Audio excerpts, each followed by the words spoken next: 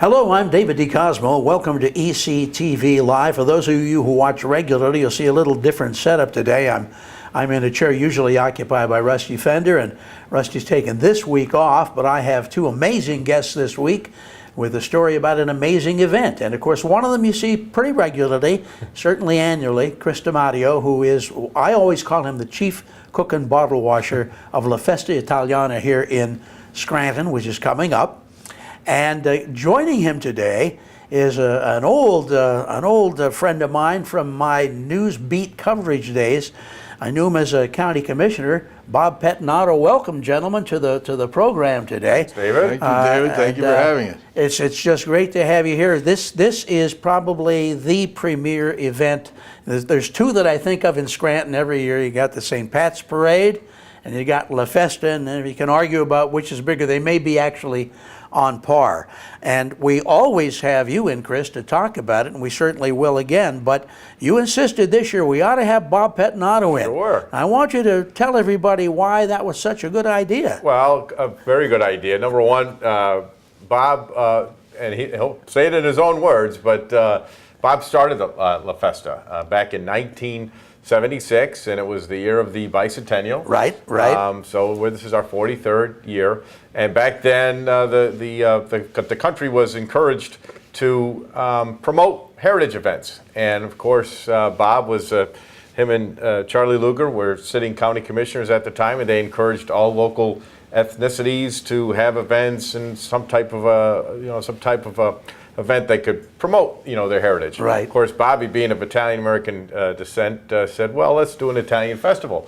And they had it on Columbus Day, and he had invited all of the local nonprofit Italian-American organizations, all of the churches, and they had it right on Washington Avenue, right, Bob? Back in '76. You remember that historic I night? remember it well. What was it like to start it, Bob? It's cold. Well, first off, we were greeted with maybe the biggest fire I can remember in downtown Scranton. The Hilton Hotel burned. I remember that. A few days before. It's now the federal courthouse. Right. And the street was closed in front of the federal courthouse, and all of North Washington, and of course we had the festival planned, months of preparation. So the show had to go on. There was no possibility that we could change it. So it was quite eventful. We had a lot of obstacles, but we did pull it off. But the Columbus Day, which does seem to mesh well with an Italian festival, that didn't work out quite as well over the years, did it? Well, Chris DiMatteo was a young man on the board at that time, and I credit him with the idea of moving it from Columbus Day to I agree to it later. I don't know if I was playing ball back then, even though he gives me all the credit. Yeah. I do remember that. I think it was 1980. Of the group that was organizing, there was 99.9% of them said we should move it to another date, and I think they had agreed on Labor Day weekend being it's a nice weekend. There was one person who said, nope, we're going to have it on Columbus Day. So that year, it was 1980, it snowed. So that Tuesday morning, Bob had agreed. So it was 100% that they moved it to Labor Day weekend, which we'll be here again this year. We start Friday evening. It's not officially a first Friday, but it'll be a first Friday for us. So we begin at Friday. It'll be August 31st at 4 p.m. The vendors will open, the entertainment will start, and that'll continue through Saturday, Sunday, and Monday evening until about 8 o'clock on Labor Day. Right. So come one, come all. We've got a lot of great entertainment, live entertainment on 3 stages. A bunch of new vendors this year. A lot of new local restaurants will be participating. Some more arts and crafts, and just a lot of participation from the whole region. It's just a great weekend to be in downtown Scranton. And you certainly bring them in from apart from Scranton. We even bring them in trains, because that weekend is also Rail Fest. So all the rail enthusiasts out there, who want to see, model railroads and want to touch the steam engines and just get involved. Railfest is also that weekend down at the Steamtown National Historic Site. That's on Saturday and Sunday. So there's even a boxing match on Friday evening. Wow. So there's a lot going on Labor Day weekend in downtown Scranton. Yeah, it takes an awful lot of planning. Bob, are you surprised by the way it's grown over the years? Well, it was originally conceived as a gift to the community on the occasion of the bicentennial, but a gift that would keep on giving. And it has done that. This is the 43rd, as Chris has said, and it's an outstanding event. It gets bigger every year. Yeah. It's And it benefits a lot of, it's gift on giving. I mean, it's well over $1 million has been given to local charities from organizations Is that are right? involved. Sure.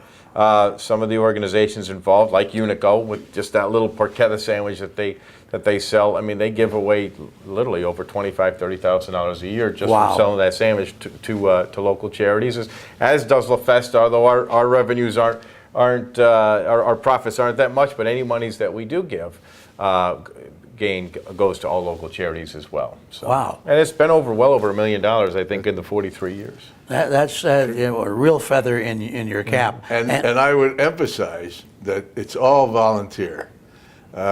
Chris puts, I can't tell you how many hours throughout the year, not just for the festival, but throughout the year in the planning process, and nobody gets paid.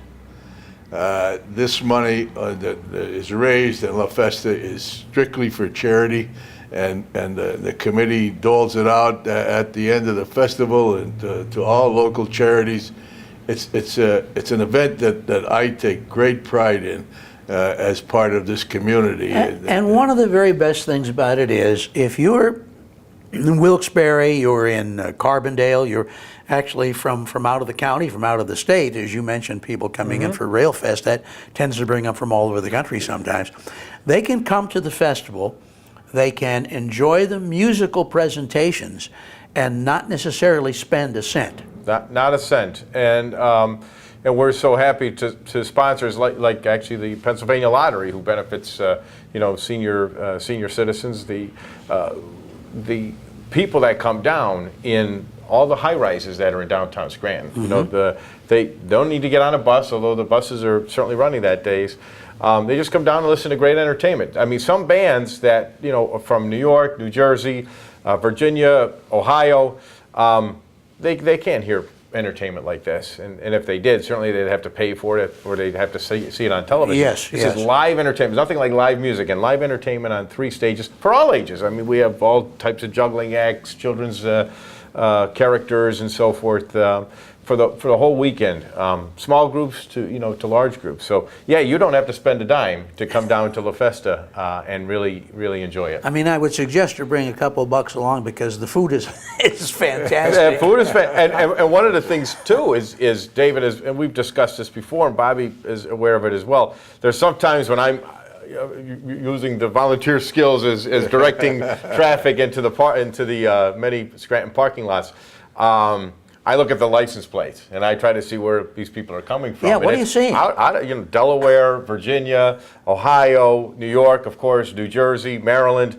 One thing about this area is a melting pot, but those surrounding areas, especially New York, New Jersey, the Italian festivals were mainly in a lot of the churches, the Italian American churches. Oh, yeah, you always picture them as being there. Yeah. And how many festivals, you can count on one hand how many are still going. Yeah. I mean, and having their festival. Like in our area, St. Rocco's and St. Anthony's is probably the only one.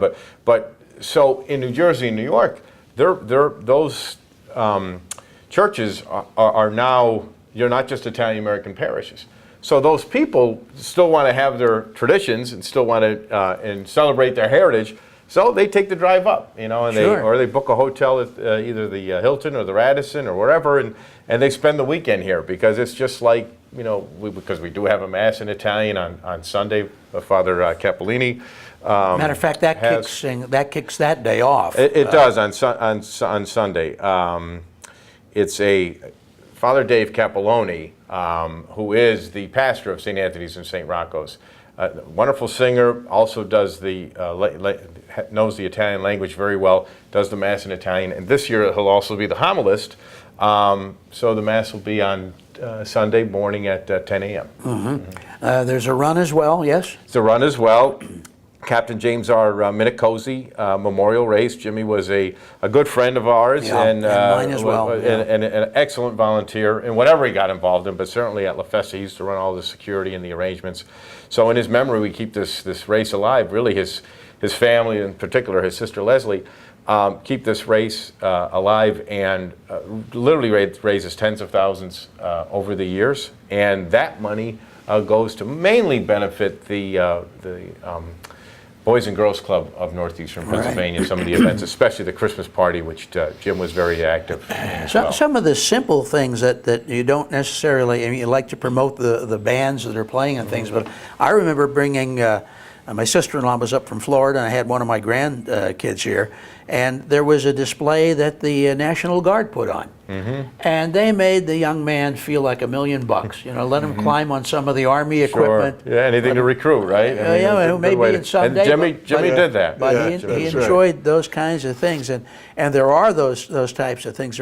It's almost sad you don't have more room. I mean, you use up all the square. We've run out of room. That's the biggest complaint we get, because we do have a waiting list for our vendors, and there's only so many we could put on that square block.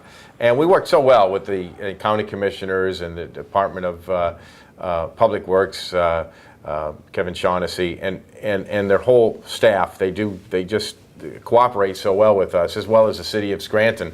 Couldn't do it without both of those entities, and the cooperation from the city and the county that weekend is enormous. But yeah, you run out of space, and our tents, we really have three really. We have Mary Morera and her husband sell all types of raffle tickets and so forth to benefit La Festa, and then we have our traditional cappuccino tent and our traditional novelties tent. That's kind of exclusive to the weekend, and it's the only place where you could get those at La Festa. But for years, Bobby's wife, Peggy Petnato, who 2 years ago now sadly passed away from a rare form of cancer. But Peggy was the heart and soul of La Festa, and she wasn't Italian. She married one. Peggy was as Irish as Polish and everything. She was a melting pot all in herself. But no one worked harder with an emphasis on detail of products to order and what sizes and what colors and shapes and things as Peggy did. I mean, Bobby talks about other people, making a passion of this festival. His wife certainly did, and she would get involved in anything that needed help. So because of, number one, because of her enthusiasm and for the event, and also just for her life, just a celebration of her life and whatever she got involved in. La Festa got him, try to help Bobby out with his own little project here that he's going to talk to you about. Yeah. Which the last couple of years we've been raising money to help really cure this terrible form of cancer. Bob. Yeah, Bob is not only a founder of La Festa, but he is going to be a principal during this year's festival, because Bob has published a memoir. Now, politics has always been an interesting subject in northeastern Pennsylvania, and Bob has been watching politics from both the inside and the outside. That's right. Bob, what prompted this? Well, Peggy, first off, was the greatest lady in the world. I was privileged to share 60 years of her life together. We were each 16 years old when we met, and she unfortunately had to sit through the myriad of stories that I have as a result of my experience. And she always encouraged me, you should write them down. You should write those vignettes down. And I keep hearing that myself. Yeah, exactly. So I finally said, well, I'm going to do that. And she encouraged me all the way. And unfortunately, she passed before the book was completed. But when we talked about the cover of the book, the one thing that was not negotiable was that her picture was going to be on the cover. And there you are together. And there she is. So that's how it all started, and it's something that, again, that I'm very proud of. And some very interesting story. I just kind of leafed through it a little bit before we went on the air here, and it brought back some memories right away to me as a newsman who covered some of this area. Yeah. And some of the things quite surprised. So you'll actually be doing? Will you be signing the book during? Yes, the I'll be there on Friday, Saturday, and Sunday, signing the books from 4 to 8. Oh, great. And all the money goes to benefit, cancer research. And the first, I would say 4 or 5 chapters of the book really focus on Bob's, your family as immigrants that came to this country and the Bull's Head area, Yes. right? Is that where? So many people can relate to that, and the wholesale block, and then of course getting involved in in the construction industry, and then getting involved in the Catholic Church. I mean, there's some great. Some of them are, I guess they're all true, but they're awfully funny. I can tell you that. But it's a great memoir, not just for people that you don't need to know Bob Pettinato to pick up this book and say, boy, that's Scranton. Sure, but from his experience merely in the political world alone, it's worth a read, because there's some interesting things that happened in and around this county, and in a sense they affect everybody's lives. Yeah. Through whether it be through the rates that are charged for taxes or what have you. So that's certainly well worth the price of admission, which again to the festival is free. It's free. So, That's right. Yeah. So now, what about our lineup this year with regard to the performers?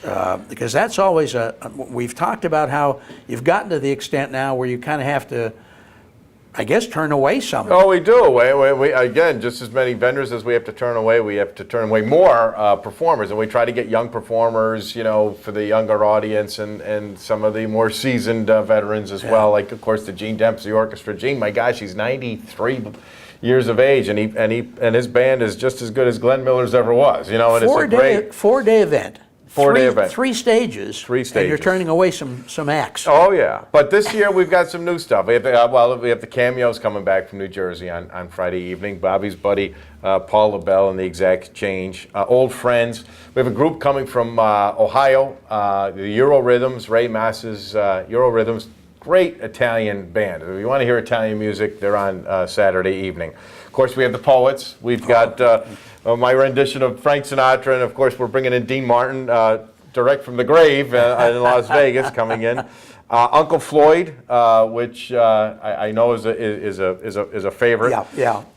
This year too, making their first appearance is a band called Pop Star Drive. I don't know if I'm able to say their old name. I think was AM FM Radio or something like that. No, and a great dance band, and they're performing on Saturday evening as well. Daddy O and the Sax Maniacs, our good friend Sal Scramali. Yeah, they've been around a little while now. We got some jugglers and magicians coming from Easton, Rob Smith locally. We've got some groups coming from the Waterbury, Connecticut area. Are they on stage, or do they do walk They're all around? on stage, and we have actually 3 stages. So we've created a stage on the corner of Adams Avenue and Spruce Street, which is sponsored by Wayne Bank. We have the children's area on Linden Street, sponsored by Fidelity Bank. A nice large stage area and a picnic area where they're able to. And this year too, if you want to Google it at home, the Pizza Boys from New Jersey. A couple little kids that make pizza, sing, dance, I guess all this crazy stuff. They're coming in from New Jersey to do a great show. I guess it's a big YouTube phenomenon, and they're going to be able to see it here live at La Festa. Of course, Nikki Rasmus, who does a wonderful job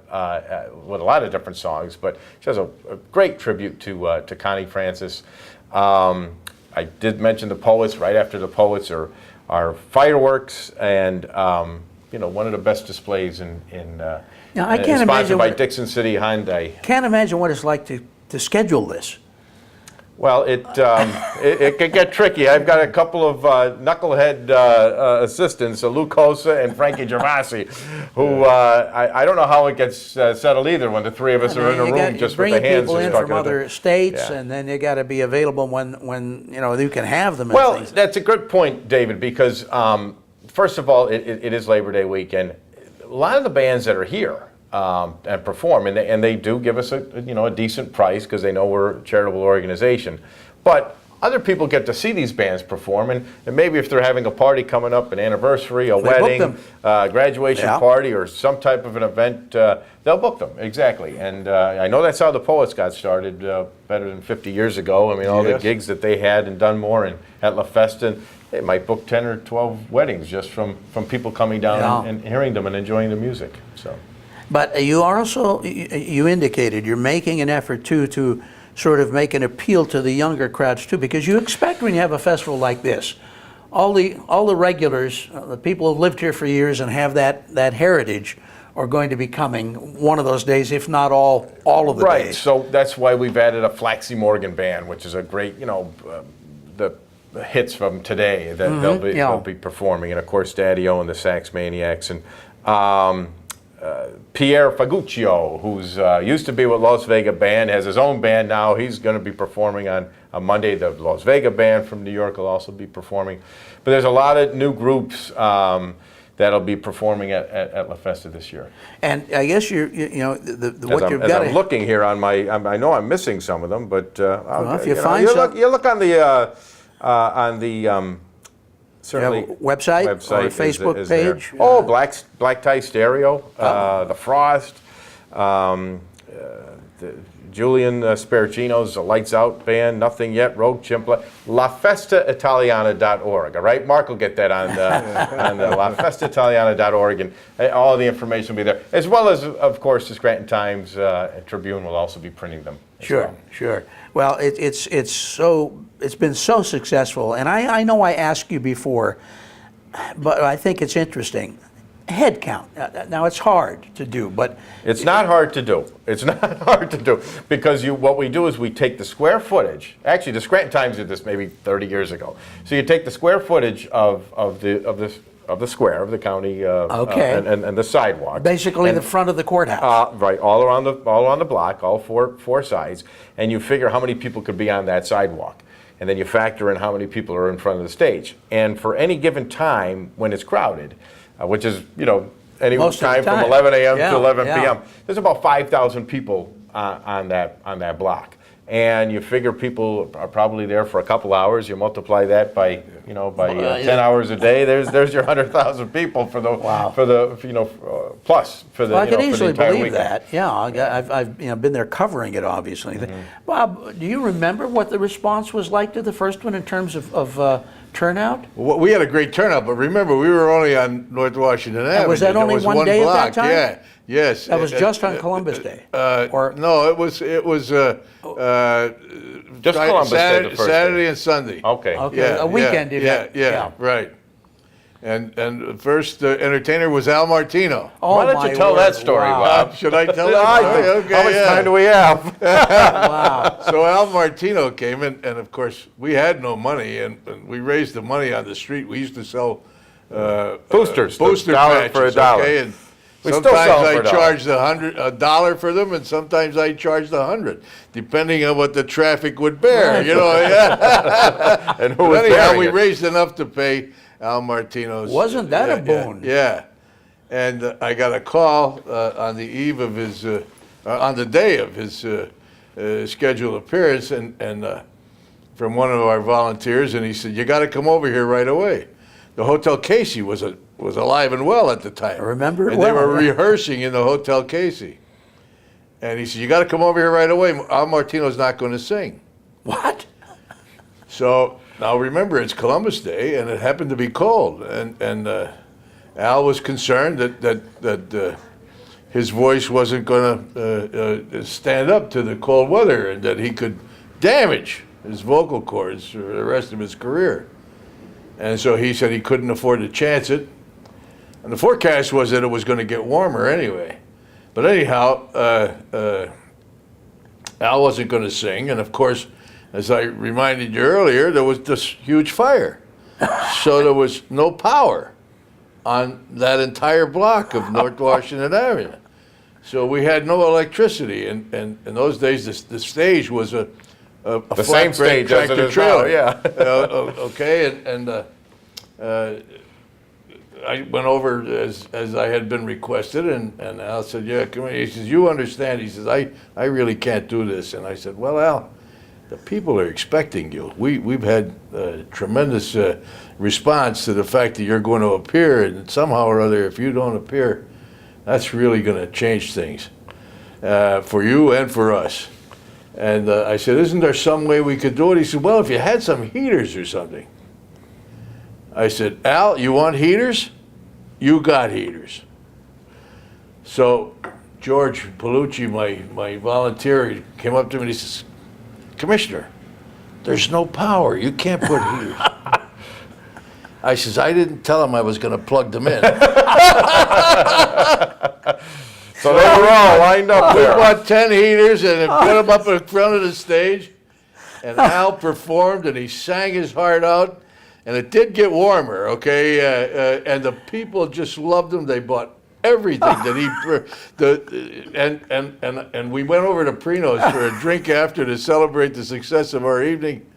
And Al came over and I said, Al, your performance was out. He says, and those heaters did the trick.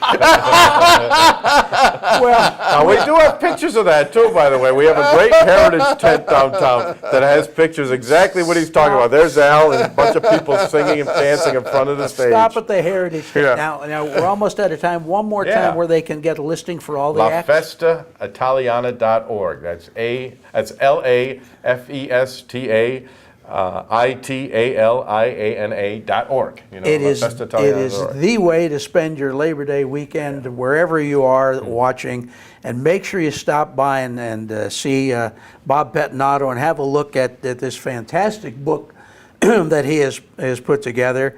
And I just can't thank you guys enough for Thank you. keeping the tradition going too. So it's as big as it can get, I think. And unless you can get some other gigantic name in with heaters. Right. It's about all I could. Thank you so much for joining Thank us. you. I appreciate it very, very much. And Mark McGlory, thank you so much for keeping us in focus on that end. Yeah. I'm David DeCosmo for ECTV Live. Until we see you again next week, here's hoping all your news is good.